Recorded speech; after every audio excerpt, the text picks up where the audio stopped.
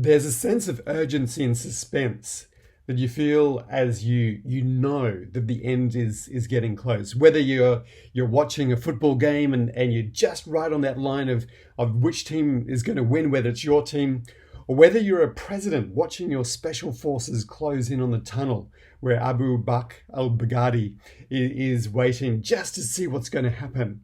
And that is exactly what we experience when we read through this next chapter in Daniel chapter 5. You know, there's no kind of warm up. There's no kind of introduction. It's just bang into the action, waiting to see what is going to happen. What is going to happen as we head towards the end?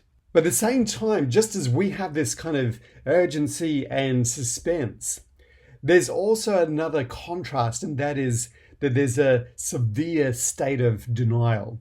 Here we have, as we just dive into the chapter, King Belshazzar, right up front, it's just heading into this realm where the end is near. But what is King Belshazzar doing? King Belshazzar is calling a party, calling a great feast, as the Bible says, for thousands of his lords, and drinking wine in front of the 1,000. And that 1,000 is very significant. Numbers are very significant in the book of Daniel.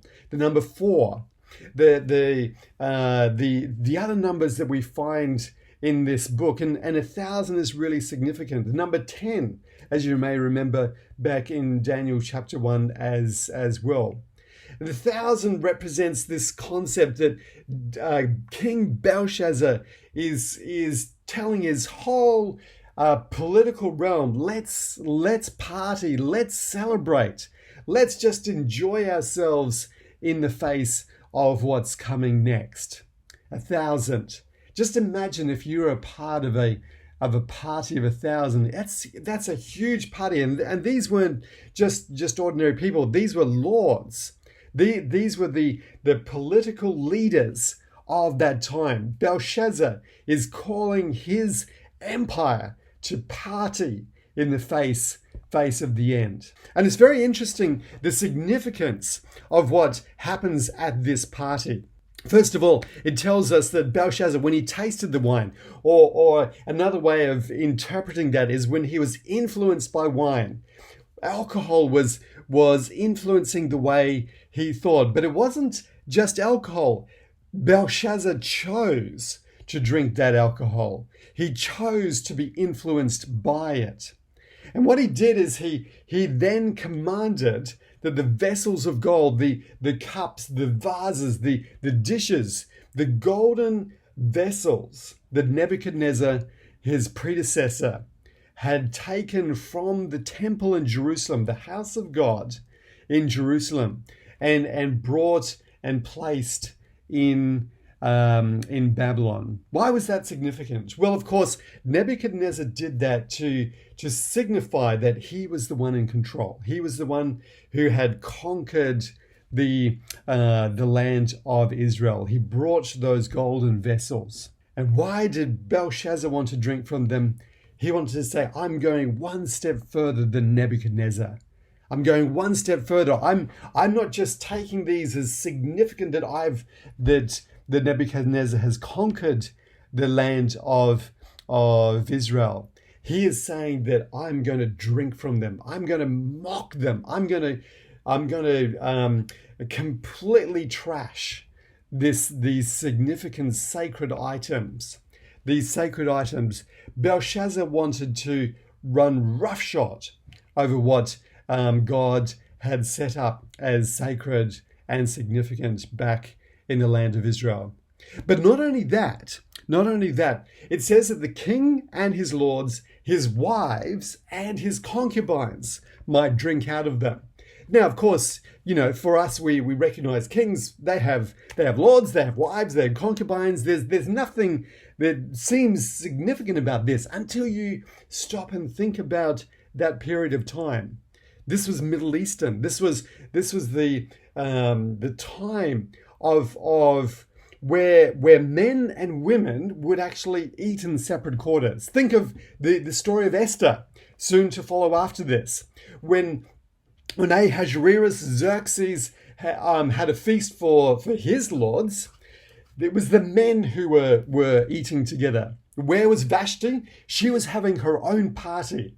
But here Belshazzar brings his lords, his wives, and his concubines all under the influence of alcohol. This was an idolatrous. This was an immoral. This was shaking his fist at the significance of God. I reject your morality.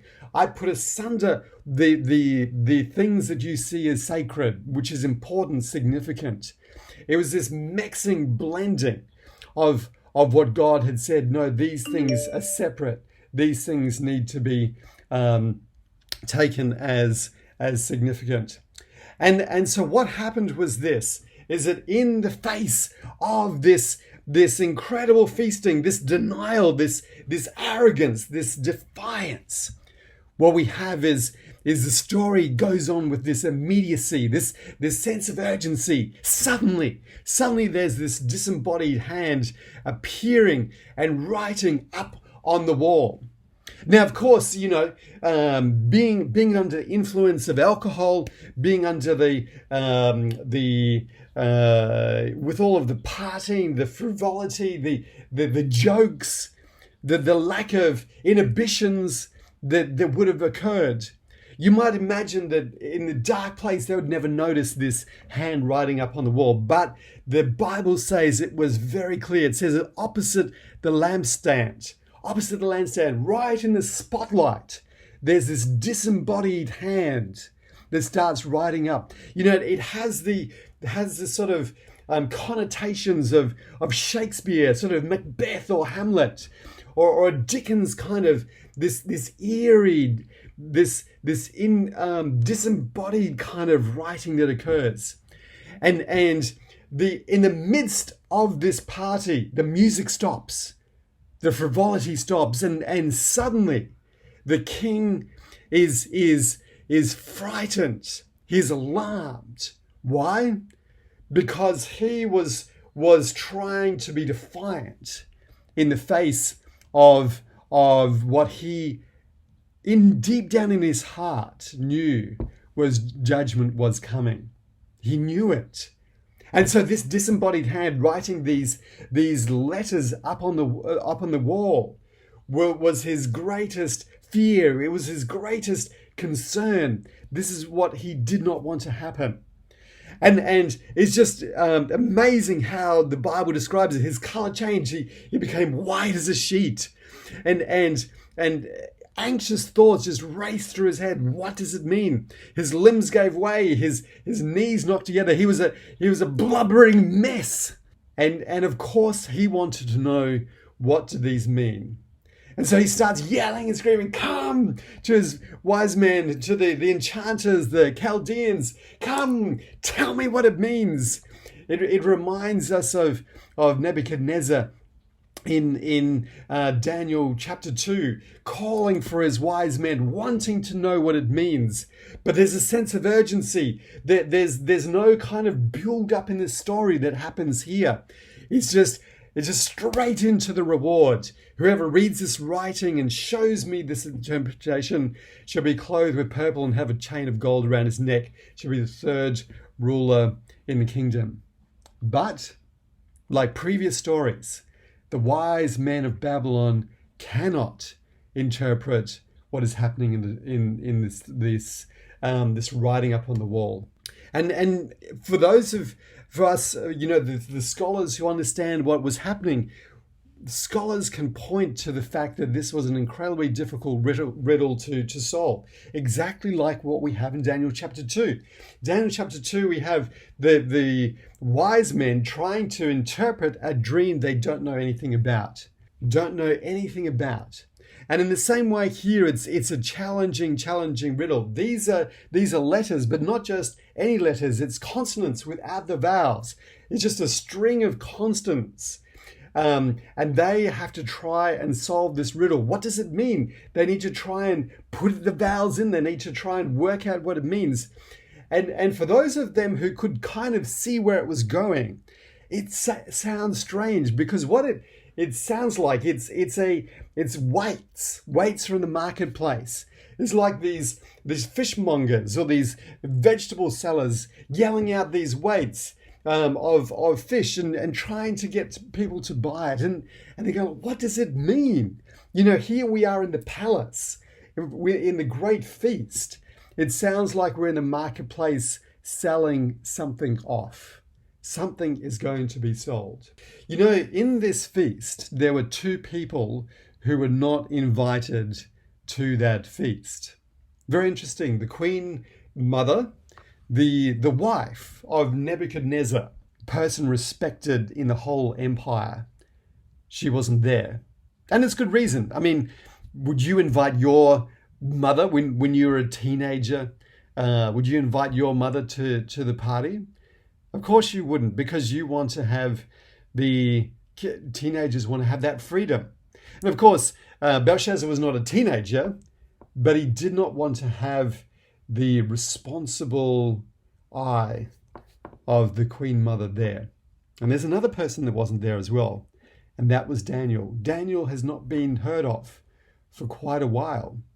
Daniel has been hidden, and there's a reason for this, because Belshazzar does not want Daniel to be there, prominent in his kingdom. And the queen mother hears the chaos, the disorder, the fear that's coming out from the palace, and she just marches in. Now, not anybody can march into the palace. You know, for most people, as we would read later what happened later in the story of Esther, only people who were permitted by the king could come into the palace. Otherwise, it was potentially a death penalty for that person. But the queen mother just marches in to this palace, to the banqueting hall, as the Bible says, and just walks up to the king, a blubbering mess, and says, "O king, live forever. Don't be afraid. Don't be afraid. You know, there is a person here who can help you in your situation." And then she starts to list his CV, his resume. There's a man in your kingdom whom the spirit of the holy gods is within him. There's light and understanding, the wisdom of the gods. And she starts to remind him of King Nebuchadnezzar. You know, King Nebuchadnezzar made this man, this person, Daniel. He made him chief of all your wise men, the person that you should have been looking to, the person that the wise men should have been inviting to this, to interpret this message you've forgotten about, you've put aside. But invite him in. Why? Because he has an excellent spirit in him. He has knowledge and understanding, and he can interpret dreams and riddles. He can solve problems. Daniel. And then she refers to him, she reminds him of his Babylonian name, Belteshazzar. A slight variation, Belteshazzar. Let him be called. Call Daniel. Call Daniel, and he will tell you the interpretation that you can know what this message means.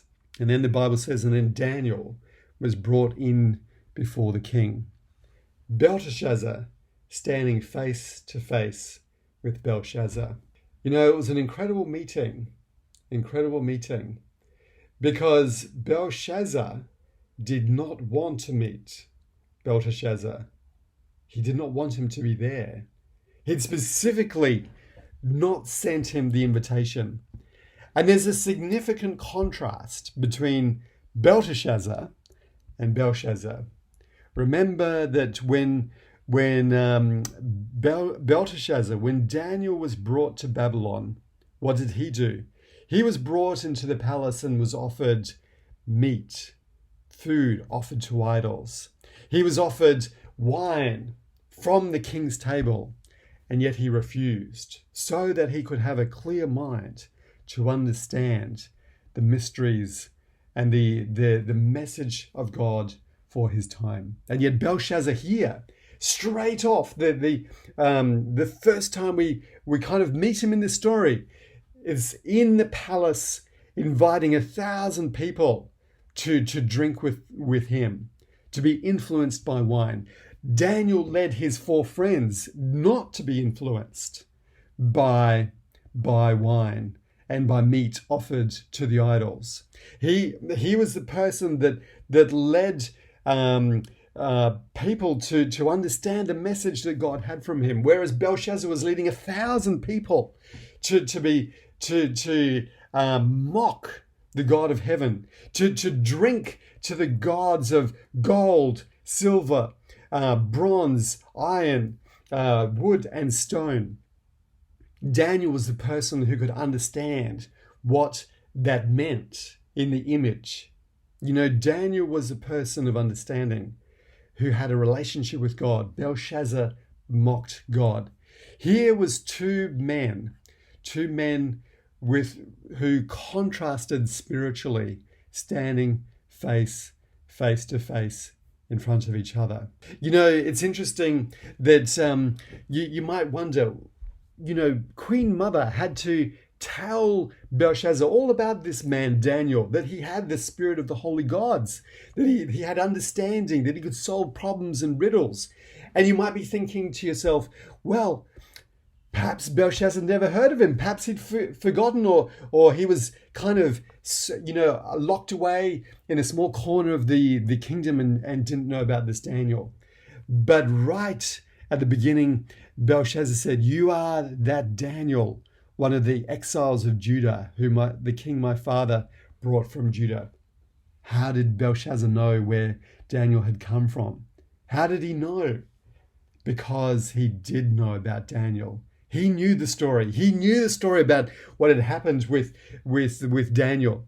And yet even in this acknowledgement of the fact that he knew Daniel, there is still this incredible put down. You're one of the exiles of Judah. You are one of the people that the king my father brought from Judah. You're the one you're one of the people we conquered. Your people has been conquered by us. And yet he goes on. And he also, when he acknowledged, he said, "I've heard that the spirit of God's in you." Queen Mother had said, the spirit of the holy gods is in this man Daniel. And yet Belshazzar, the person who could not discern the sacred from the profane, the holy from the unholy, when he looks at Daniel, he simply said, "The spirit of the gods is in you." He could not discern the holiness of the spirit within Daniel. And all he sees in Daniel, he sees him from a secular point of view. That there is simply the ability of Daniel to explain these riddles and to interpret it. And that's why he acknowledges these wise men that have not been able to interpret all of this message, but I can give you the rewards that are offered them. I have heard that you can interpret them, and I offer you that collar of gold, that robe of purple, and the place of the third ruler in the kingdom. Now, he was offering him the position that he could offer him. Nabonidus, his father, was elsewhere. Nabonidus was the first ruler of the kingdom. Belshazzar was as vice regent, number 2. He was offering him the next position in the kingdom, and just to get that interpretation. But you know, it's interesting when Daniel responds to him. There's no salutations and fancy words. No, "Oh, King, live forever." Daniel dives into it. Why? Because he knows the end is near. He just dives straight into it and he says, "Keep your gifts. Don't give your gifts to me. They're irrelevant. I do not need to be bought and sold in this position." But he says, "I will still give you the interpretation." Then he goes through it. He heads into the mode of being an Old Testament prophet straight away rebuking the king. Why? Why does he not fear the king? Does he not recognize that the king has the power to take his life? No, because he knows that the time is near. This is no time for fancy words. This is no time for fluffing around, as we might say. He goes straight to the point, and he reminds him of the great story that Belshazzar should and did remember. Reminded him of the king Nebuchadnezzar, your father, your predecessor, your grandfather. He tells him that story of his greatness, how these empires have been conquered by him, how he had built up this massive empire, and yet Belshazzar was taking the empire down to ruin. He reminds him of the incredible greatness. He says, whoever he wanted, he would kill. Whoever he wanted to keep alive, he'd keep alive. Who he'd raise up, he'd raise up. He humbled, he would humble. That language is the language of God in the Old Testament. God can take the life. God can give life. God can raise up. God can humble. Belshazzar had been given his authority by God himself. By God himself. And that's exactly what Daniel reminded Belshazzar. When a person does not recognize, does not acknowledge that what they have has been given from God, then the very authority, the very gifts, the very spiritual abilities that we have turns against us, becomes our trap rather than a blessing. And that's exactly what happened to Nebuchadnezzar. He became proud. He became proud because he did not recognize the position that he had. And as he became proud that he had built up this great Babylon, God needed to bring him to a true understanding of who he really was. His glory was taken away. He headed out into the fields like a beast, and he dwelt there like a wild donkey, ate grass like an ox. His body was wet with the dew of heaven. And the only thing that changed that situation was when he acknowledged God of heaven, the God who'd given him life, his authority, his empire, his rulership. This was the story that Belshazzar wanted to forget.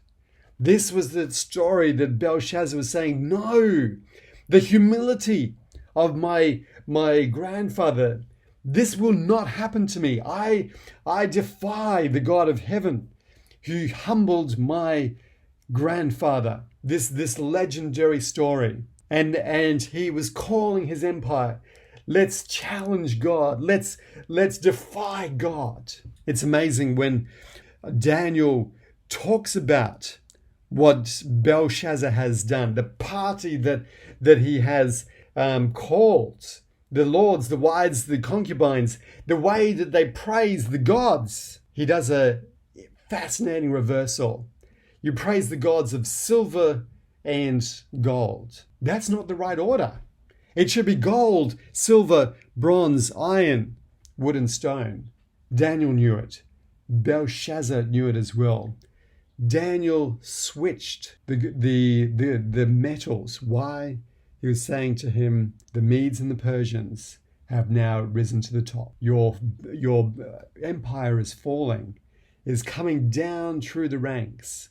It is collapsing. And then he says, all of those gods, the silver and the gold, the bronze, the iron, they do not see, they do not hear, they cannot interpret riddles. But the fact is this, the God whom you have been defying, the God that you have been shaking your fist at, he has your life in his hand. In his hand, everything that you have is in the hand of this God. And tonight, that hand has been writing the verdict of your life on the wall. The fact is this, is that other messages in the book of Daniel came in other ways. They came in visions.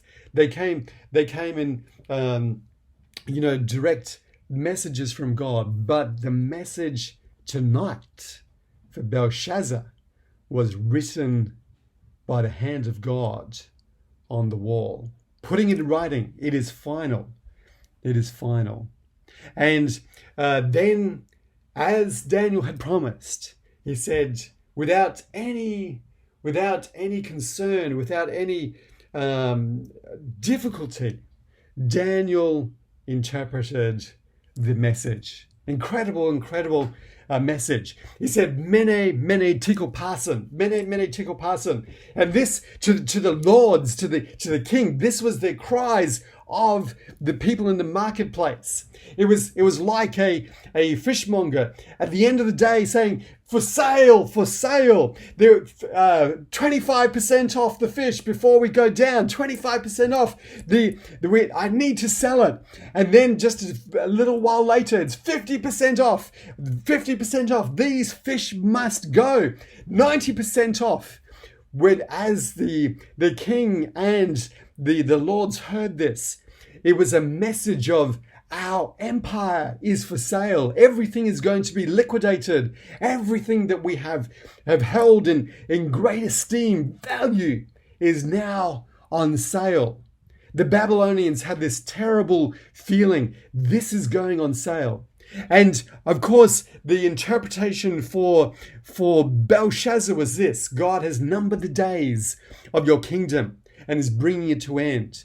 You have been weighed in the balances and found wanting. Your kingdom is divided and given to the Medes and the Persians. The writing is on the wall for the Babylonians.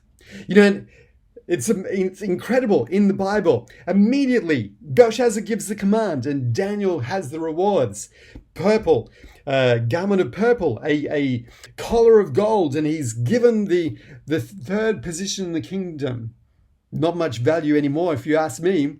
It's only a few more minutes before this empire is going to collapse. Why did Belshazzar give the rewards to Daniel? Was it a message that he valued? Was it a message which he wanted to hear? No. He gave the rewards to Daniel because Daniel had interpreted the message. He'd done what Belshazzar had asked. It was a response of a contract. You have given this. The fascinating thing is that Belshazzar never confesses his sin, never humbles himself like his predecessor when he could have. He simply does his contractual duty, and that is it. The end comes like a flood. Belshazzar is assassinated, and Darius the Mede becomes king. The great Babylonian Empire is history. It's over. All because of the pride, arrogance, and denial of its final king, Belshazzar. The great empire is over. The question for us today is this: are you going to learn the lessons of the past? Or are you going to party on, even as the writing is written on the wall? My prayer for you is that the Spirit of the Holy God may fill your life. You may be able to read the signs of the time before the writing is in the wall. God bless you.